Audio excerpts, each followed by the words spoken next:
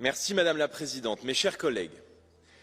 Le retour de Donald Trump au sommet et les premières heures du mandat du président Trump ont envoyé un message clair et sans concession au reste du monde, l'Amérique d'abord.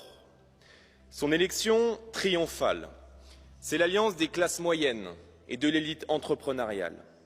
C'est la réaction saine d'un peuple dont les attentes ont été oubliées, dont le drapeau a été méprisé et dont les valeurs ont été moquées, un peuple livré depuis trop longtemps à la mondialisation sauvage et à l'immigration de masse. Un peuple qui, comme les peuples d'Europe, chaque jour un peu plus, aspirait à retrouver sa fierté, sa culture et son identité. Ne soyons pas naïfs. Le président Trump défendra les intérêts de l'Amérique avant tout, y compris à notre détriment, et du point de vue américain, il a raison de le faire.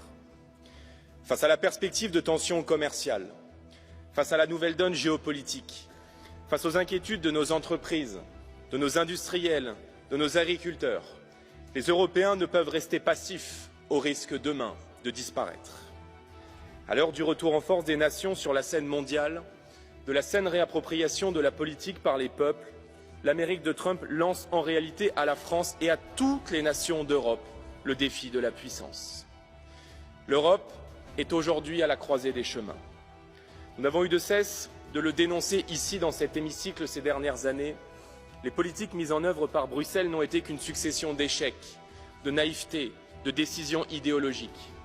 Une politique de décroissance industrielle et agricole nous conduisant tout droit vers la ruine. Le saccage de notre parc nucléaire et de notre politique énergétique. Une naïveté commerciale confondante à l'écart des grandes puissances de ce monde.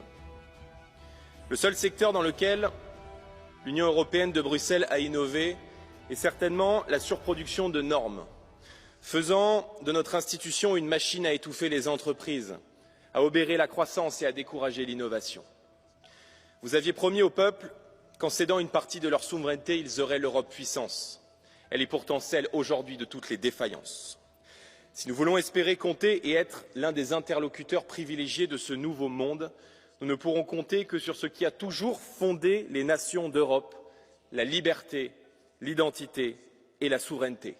Réagissons ou bien nous sortirons de l'histoire.